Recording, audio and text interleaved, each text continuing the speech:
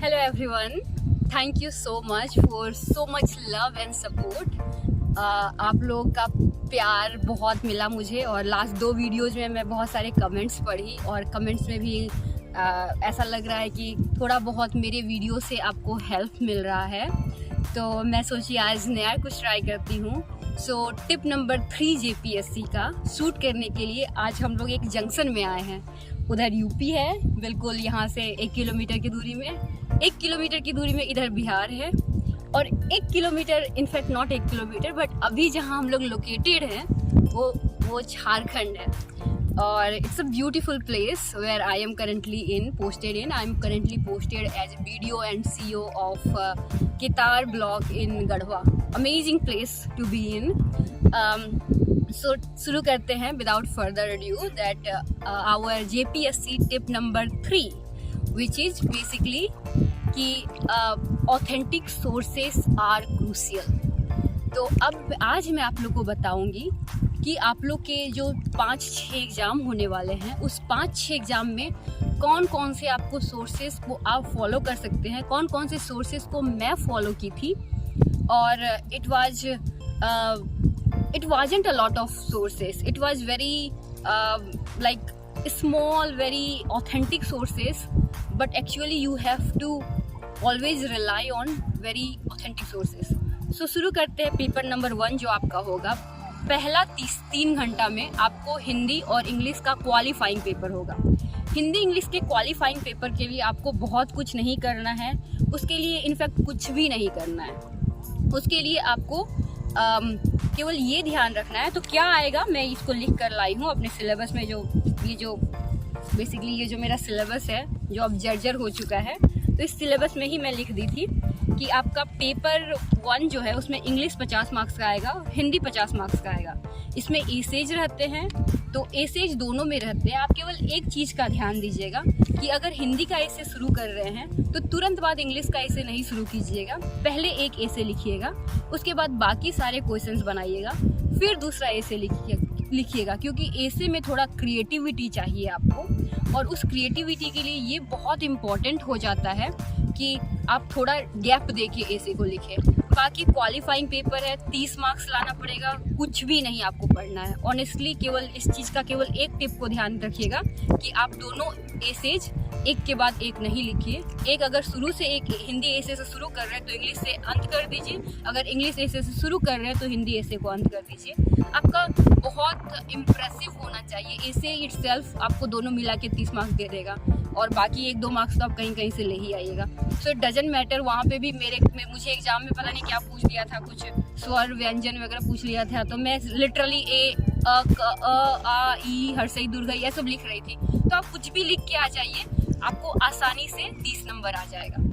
Paper number 2 which is खोटा, which was for me was खोटा। Paper number 2 again वो second paper होगा पहले दिन में और बहुत इम्पोर्टेंट होता है वो पेपर आपको काइंड ऑफ होता है ना कि जैसे हमारा यूपीएससी में ऑप्शनल रहता है कि जो बहुत इम्पोर्टेंट होता है, आसानी से या तो मार्क्स आ जाता है या आसानी से मार्क्स नहीं आता है। तो उसके लिए मैं खोटा ली थी और खोटा बहुत इजी है। आप आसानी से 10 दिन में उसको कंप्लीट कर सकते हैं। तो मेरा क्या खोटा प्रिपरेशन का क्या टेक्निक था, एक BN ओहदार सर है जो खोटा के काइंड ऑफ प्रणेता माने जाते हैं। खोटा साहित्य में उनका कंट्रीब्यूशन बहुत ज़्यादा रहा है। आई थिंक मतलब उन्होंने जो भी कविताएं लिखी है, जो भी अपना कॉम्प्रिहेंशंस लिखे है, मैं बहुत इंजॉय करती थी। तो सर का बहुत मतलब कि सर बहुत अच्छा पढ़ाते हैं, बट मैं उस टाइम सर का क्लासेस नहीं ले पाई थी। तो सर के एक नोट्स है जो मैं अपने टेलीग्राम चैनल में डाल दूँगी। तो उस टेलीग्राम चैनल में सर के नोट्स हैं और उस नोट्स को आप पढ़ लीजिएगा। ये नोट्स मुझे एक मेरे सीनियर से मिला था जो भी डिप्टी कलेक्टर पोस्टेड है, तो उनसे मैं परमिशन ले ली हूँ। तो आप उस नोट्स को पढ़ सकते हैं। नोट्स बहुत डिफ़िकल्ट नहीं है पढ़ने में और आप उसको 1 से 2 बार पढ़िएगा तो आपको पूरा समझ में आ जाएगा। एक वो नोट्स पढ़ लीजिएगा। नोट्स पढ़ने के पहले आप BN होदार सर का 1-2 फ्री यूट्यूब लेक्चर देख सकते हैं। तो आप फ्री यूट्यूब लेक्चर देखिएगा तो थोड़ा बहुत खोटा का अल्फ़ाबेट्स वगैरह थोड़ा मालूम हो जाएगा, थोड़ा बेसिक्स मालूम हो जाएगा, खोटा का मानकीकरण वगैरह क्या होता है ये सब समझ में आ जाएगा। और अगर आपको खोटा से रिलेटेड इन्फॉर्मेशन चाहिए होगा तो मैं एक डिटेल्ड वीडियो बनाऊंगी जिसमें पूरा सिलेबस वाइज हम लोग डिस्कस कर लेंगे। और खोटा का मैं सिलेबस डाल दी हूँ अपने टेलीग्राम चैनल पे, और आप देखिएगा कि मेरे सिलेबस में ही मेरा पूरा का पूरा काइंड ऑफ नोट्स लिखा हुआ है। तो खोटा इज़ वेरी इजी, आप मैक्सिमम 10 दिन में कर लीजिएगा। खोटा के 2 पार्ट्स होते हैं, एक है शिष्ट साहित्य जो मतलब शिष्ट is like more developed, and एक है लोक साहित्य। लोक इज़ लाइक जैसे लोकगीत हो गया। तो मैं खोटा बोलती हूँ घर पे, तो मेरे लिए डिफ़िकल्ट नहीं था लोक साहित्य वगैरह करने में, मुहावरा वगैरह। आपको देखिए, आप ये चीज़ ध्यान रखिएगा खोटा के टाइम आपको जब लोक बोला जाए, लोक से कोई क्वेश्चन आए, लोक साहित्य से कोई क्वेश्चन आए, फॉर एग्जांपल आपको अगर मान लीजिए क्वेश्चन आए फॉर एग्जांपल कि 5 मुहावरा और लोकोक्ति लिखिए खोटा से, तो आप ऐसे नहीं लिखिएगा कि अधजल गगरी छलकत जाए, ये हिंदी का है, ठीक है। आपको खोटा करना है, ठीक है। अधजल गगरी छलकत जाए ये हिंदी का है, ठीक है। या फिर शेष चोर चोर मोसेरे भाई, ये सब हिंदी का है। आप कुछ ऐसा लिखिए जो ठेठ खोटा में बोला जाता है। फॉर एग्जाम्पल जैसे कि मुझे याद है मैं लिखी थी कि एके छुरा मुड़ाइल लगती, मतलब कि राम एंड श्याम एके छुरा मुड़ाइल लगती, मतलब कि राम और श्याम का जब मुंडन हुआ था तो वो लोग एक ही छुरी का यूज किया गया था। मतलब वो लोग दोनों बहुत सिमिलर थे। राम और श्याम, एक छुरा का मुड़ाना का मतलब है कि राम और श्याम में कोई ज़्यादा अंतर नहीं है। राम और श्याम लगभग एक है, उन लोग का कैरेक्टरिस्टिक्स एक है, उन लोग का बिहेवियर के मुड़ाइल लगथिन, ये शायद हिंदी में नहीं है। एक छुरा के मुड़ाना होना ये हिंदी में नहीं है उतना ज़्यादा, अगर होगा भी तो लोग को उतना पता नहीं है। इसी तरीके से खोटा में मुझे याद है मैं अपनी मम्मी के साथ बैठ जाती थी और बैठ के मम्मी से पूछती थी कि बताओ इसका मतलब क्या है। और मम्मी एंड दादी दे नो खोटा वेरी वेल, दे नो खोटा much better than what we know. So वो बोलती थी कि हम ऐसे पढ़ लिए, किताब लेके बैठते थे, किताब में अच्छा बाय द वे किताब भी आपको पढ़ना है। BN होदार सर की किताब भी है, और BN होदार सर की किताब के अलावा मैं एक गजाधर सर की किताब भी पढ़ी थी। गजाधर सर की किताब, BN होदार सर की किताब, और जो नोट मैं अभी शेयर कर रही हूँ टेलीग्राम में, वो 3 नोट पढ़ी थी। तो वो किताब लेकर बैठ जाती थी मम्मी के साथ, और वो किताब में मैं मतलब मम्मी को बोलती थी मम्मी इसका मतलब बता। तो जब आप डिस्कस कर लेते हैं बहुत सारी चीज़ें कि मम्मी के साथ या किसी के साथ, तो आपको याद रहता है। तो मुझे याद है कि मम्मी बताई थी कि हरदी बोल, तो हरदी बोल इज़ लाइक, मम्मी लोग बोलती थी जब हमने बचपन में कबड्डी खेल हली तखन मतलब कि बच्चा लोग बोलता था, मतलब जब वो लोग कबड्डी खेल रही थी बचपन में, तो वो लोग जाते थे और बोलते थे कि हरदी बोल जल्दी हरदी बोल, जल्दी हल्दी बोल। तो मतलब ये सब याद रहता था। उसका सिंपल सा मतलब है कि हार मान जाओ, तो हरदी बोल लोकोक्ति मुहावरा हरदी बोल का मतलब हार मान जाना, ठीक है। तो आपको ये सब ठेठ खोटा वाली चीज़ को यूज करना है। आप ध्यान रखिएगा इस चीज़ का कि आप बहुत ज़्यादा उसमें हिंदी नहीं ला रहे हैं। जैसे आपको संस्कृति लिखना है तो आप संस्कृति नहीं लिखिएगा, हिंदी वाला संस्कृति आप लिखिएगा कीर्ति संस्कृति।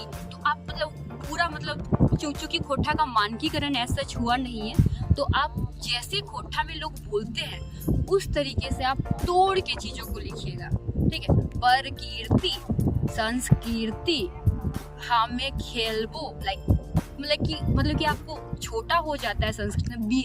व्याकरण इट्स नॉट व्याकरण, व्याकरण जैसे हम लोग हिंदी में बोलते हैं व्याकरण नहीं है, व्याकरण संज्ञा सर्वनाम, ठीक है। तो आपको ये सब चीज़ आपको समझ में आ जाएगा धीरे धीरे आप पढ़िएगा तो। और अगर आप लोग और क्वेश्चन मुझे यूट्यूब के कमेंट में पूछिएगा तो I will be very happy to answer any of the questions. और जो भी आप लोग मांग रहे हैं मैं सारा का सारा अवेलेबल करा दे रही हूँ अब मेरे टेलीग्राम चैनल में। फॉर एग्जांपल किसी ने मेरी मार्कशीट शेयर करने के लिए बोली थी, तो मैंने मार्कशीट शेयर कर दी है। और तो मार्कशीट से मैं अपने नंबर्स बता देती हूँ। मेरे को टोटल 76% मार्क्स प्राप्त हुए थे। जो कि मतलब कि आई थिंक कि it was a good number, and it was a good number only because my sources were very authentic and my sources were very limited. मतलब मैं बहुत ज़्यादा रिवाइज कर ली थी। अभी आपके पास सोर्सेज है, पूरे सारे के सारे सोर्सेज हैं आपके पास। अभी आपको क्या चाहिए? अभी आपको ये चाहिए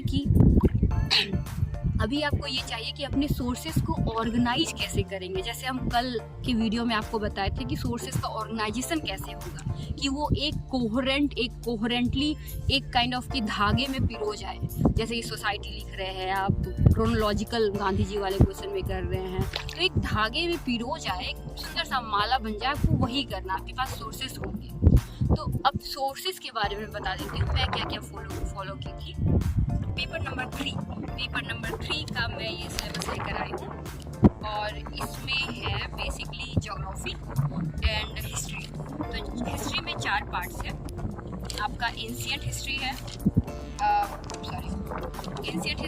मीडिएवल हिस्ट्री है, और मॉडर्न हिस्ट्री है, and history of Jharkhand. Likewise geography का भी 4 पार्ट है।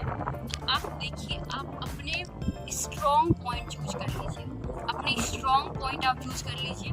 मेरे लिए स्ट्रॉन्ग था मॉडर्न इंडिया, मतलब modern history, 3rd part C, और पार्ट ए मीडिएवल मुझे बहुत समझ में नहीं आता था, और झारखंड भी मुझे बहुत समझ में नहीं आता था।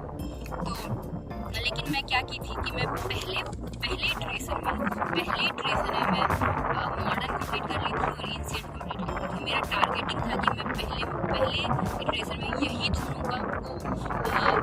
क्वेश्चंस को सॉल्व करूँ। अगर ये दोनों क्वेश्चंस नहीं सॉल्व कर पाई तो फिर मैं जाऊंगी मॉडर्न में, या फिर मैं जाऊंगी मीडिएवल में, या फिर मैं जाऊंगी झारखंड में। झारखंड में बहुत कम कंटेंट है, तो अगर आप लोग झारखंड से थोड़े बहुत ज़्यादा इन्फॉर्मेशन आप लोग के पास है जो प्रीलिम्स में हो जाता है, तो मैं सजेस्ट करूँगी कि आप लोग मॉडर्न की जगह मॉडर्न या मीडिएवल या एंशिएंट किसी की जगह पे आप लोग झारखंड रख सकते हैं। मीडिएवल थोड़ा डिफिकल्ट हो जाता है, उसका कंटेंट भी नहीं मिलता है।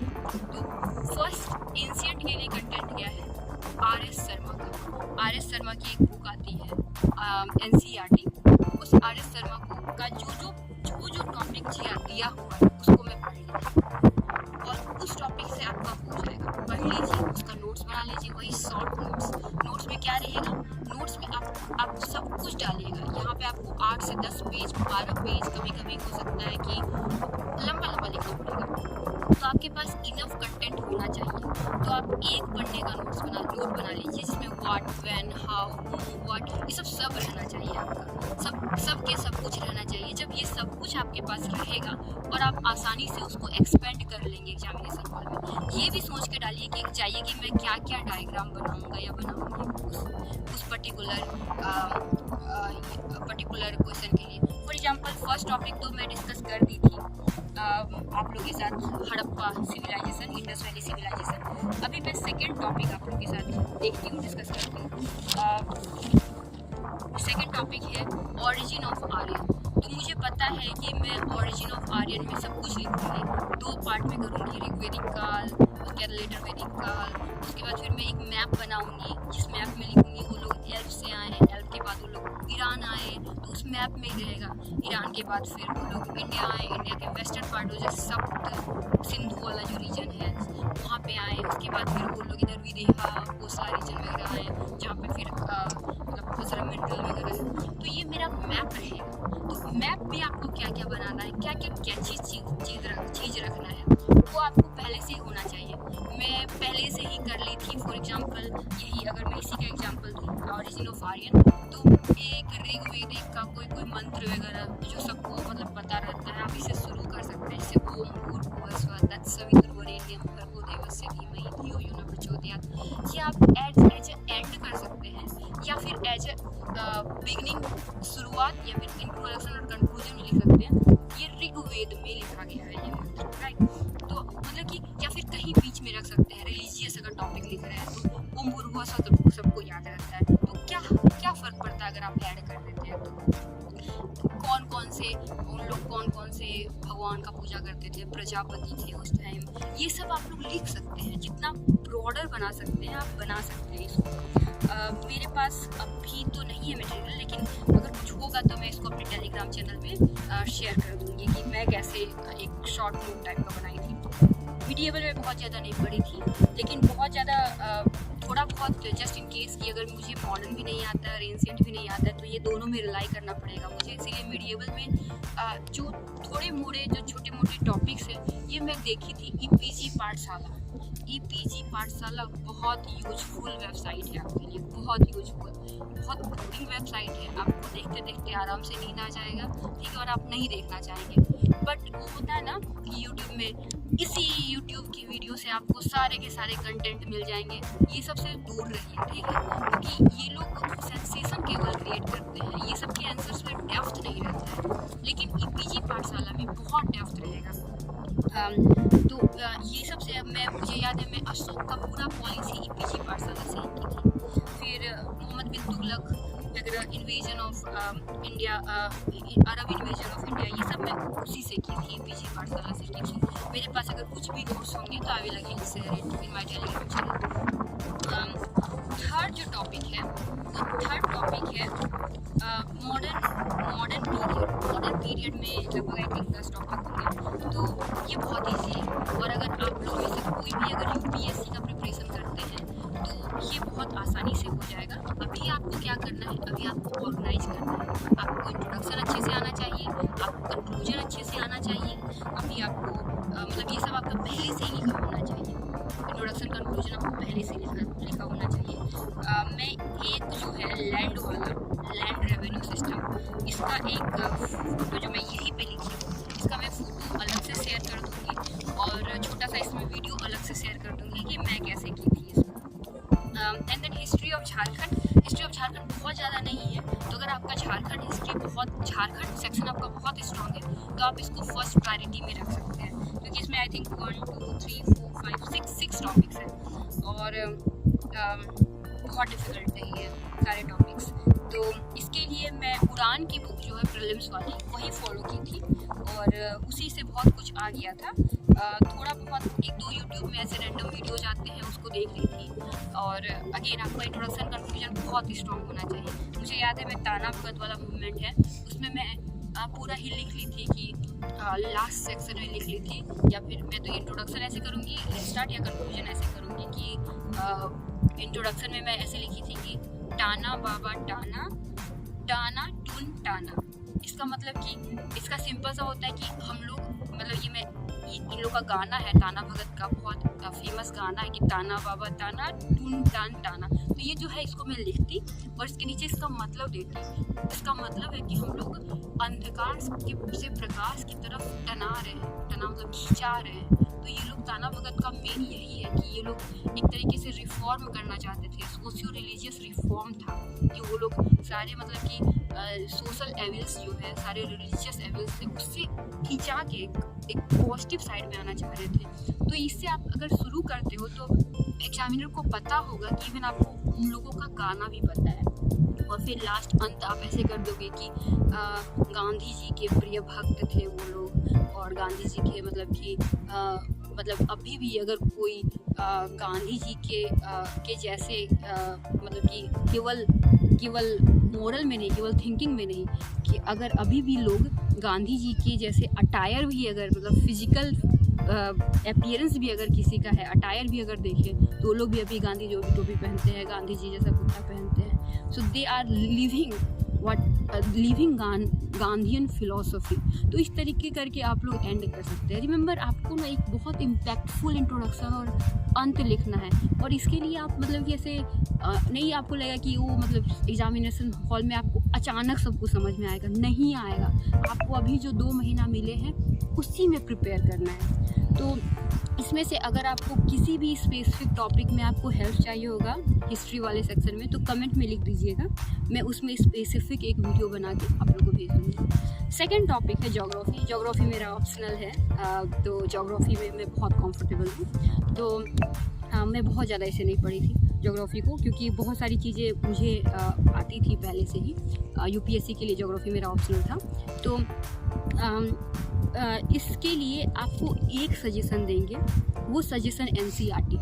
क्लास 12th और 11th की NCERT इसके लिए बाइबल है। क्लास 12th और 11th की NCERT में अगर आप देखोगे तो इवन लाइन बाई लाइन मतलब इवन टॉपिक्स जो है वो मिलते हैं। अगर आप देखोगे horizontal vertical distribution of temperature, inversion of temperature, air masses, fronts, insolation, heat budget, composition, structure, stratification of atmosphere, सारे के सारे टॉपिक आपके NCERTs में वर्बैटिम ऐसे ही लिखा हुआ है।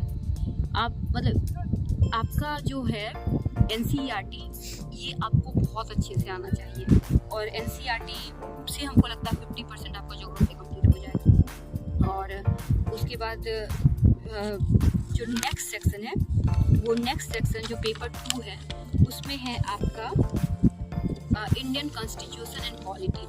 तो इंडियन कॉन्स्टिट्यूशन एंड पॉलिटी के लिए बाइबल लक्ष्मीकांत को आपको पढ़ लेना है। और आई एम श्योर कि many of you are already preparing for UPSC, तो इसमें आपको बहुत ज़्यादा लक्ष्मीकांत पढ़ने का ज़रूरत नहीं है, आपको ऑर्गेनाइज करना है। जैसे कि आप मेरे सिलेबस जो मैं अपलोड की हूँ उसमें देख सकते हो कि मैं यहाँ पे केवल ऑर्गेनाइज ही लिखी हूँ कि सेलिएंट फीचर क्या क्या है, प्रीएम्बल क्या है। तो प्रीएम्बल में पूरा में S3DR जो है सोशलिस्ट, सोवरेन और सेक्युलर, D से डेमोक्रेटिक, रिपब्लिक, ये सब आपको मीनिंग आना चाहिए। क्या होता है सेक्युलर का, क्या मतलब होता है, सोशलिस्ट क्या है, तो ये भी मैं मेरे एक शॉर्ट नोट बने हुए हैं तो उसको मैं डाल दूँगी, आप लोग उससे भी प्रिपेयर कर सकते हैं। अगर मुझे सेलिएंट फीचर कोई पूछे इंडियन कॉन्स्टिट्यूशन का तो मैं लिखती हूँ लेंथीएस्ट है, इसका फीचर्स है यही S3DR, वही सोशलिस्ट हो, सोवरेन, डेमोक्रेटिक, रिपब्लिक। आप लोग देखिए मेरे सिलेबस को, आपको दिखेगा। फिर ड्रॉन फ्रॉम वेरियस सोर्सेज, बहुत सारे सोर्सेज में ये मेरा टॉपिक नंबर 3 रहेगा। टॉपिक नंबर 1 रहेगा लेंथीएस्ट, टॉपिक नंबर 2 रहेगा S3DR, टॉपिक नंबर 3 रहेगा ड्रॉन फ्रॉम वेरियस सोर्सेज। तो ड्रॉन फ्रॉम वेरियस सोर्सेज में आपका हो जाएगा आप लिख दीजिएगा रशिया से ये लिया गया है, अमेरिका से ये लिया गया है, पूरा गवर्नमेंट ऑफ एक्ट इन 1935 से बहुत सारी चीज़ें ली गई है। UK से ये लिया गया है, आयरलैंड से ये लिया गया है, राइट, साउथ अफ्रीका से, ऑस्ट्रेलिया से क्या क्या लिया गया है, तो ये सब आप उसको एक्सपेंड कर देंगे। 4th पॉइंट में आप blend of rigidity and flexibility, मतलब कि कैसे आप मतलब कॉन्स्टिट्यूशनल अमेंडमेंट करेंगे, इसमें डाल सकते हैं। फिर तो आप देख सकते हैं कि मेरे मतलब मुझे केवल यही पढ़ना था, यही जो इतना सा जो कंटेंट है, इतना सा कंटेंट को मैं 10 पेज में लिख लूँगी, राइट। आपको इस तरीके से नोट्स बनाना है। इतना सा कंटेंट को आप कैसे एक्सपेंड करेंगे कि 10 पेज में आराम से लिख लेंगे। उसके बाद सिंगल सिटीजनशिप है, इसमें आपका FR है, DPSP है, FD है। इसमें FR को थोड़ा एक्सपेंड कीजिए, DPSP को थोड़ा एक्सपेंड कीजिए, FD को, by the way FR is fundamental rights, DPSP is directive policy of DPSP, directive principle of state policy, and FD is fundamental duties. तो इस तरीके से आप मतलब पूरा एक्सपेंड कर सकते हैं, तो ये बिल्कुल डिफ़िकल्ट नहीं है। बाकी जो झारखंड वाला सेक्शन है वो आपका आराम से आपके झारखंड वाले बुक से हो जाएगा। जो ये जो है इधर जो आता है ये बहुत इंपॉर्टेंट है, पब्लिक एडमिनिस्ट्रेशन। पब्लिक एडमिनिस्ट्रेशन का मैं पूरे का पूरा नोट्स आप लोगों को टेलीग्राम चैनल में डाल दूँगी। मैं जितना का जो भी मेरा नोट्स था उसको पूरा का पूरा डाल दूँगी। मैं एक लेक्चर लिखी अतुल लोहिया सर का, और मतलब कि आप अगर लेना चाहे तो ले सकते हैं, लेकिन अभी आपके पास बहुत ज़्यादा टाइम नहीं है, और आई थिंक बहुत ज़्यादा टाइम नहीं है, और आई थिंक मेरे नोट से आपको सब कुछ समझ में आएगा। अगर फिर भी नहीं आता है then you can always consider taking other courses. मतलब मैं और किसी लेक्चर को ऐसा नहीं जानती हूँ, मैं बस एक ही लेक्चर ली थी और वो ठीक ठाक लगा था मुझे, तो मुझे लगा कि it's doable. But if you have already taken some other courses already, और if you know some other public administration courses, then you can go for that. So I will put all my, मतलब मेरे जितने resources है I will put them in my Telegram channel for public administration. And then उसके बाद है देखिए यहाँ पे भी मैं कैसे छोटे छोटे नोट्स लगा के रखी हूँ कि मुझे पब्लिक एडमिनिस्ट्रेशन, प्राइवेट एडमिनिस्ट्रेशन में डिफरेंस पूछा जाएगा, तो मैं आसानी से मतलब इतना मैं लिखी हूँ, बस इसको मैं एक्सपेंड करके आराम से 10 पेज लिख सकती हूँ। तो मतलब इतना मेरे पास पॉइंट्स होना चाहिए।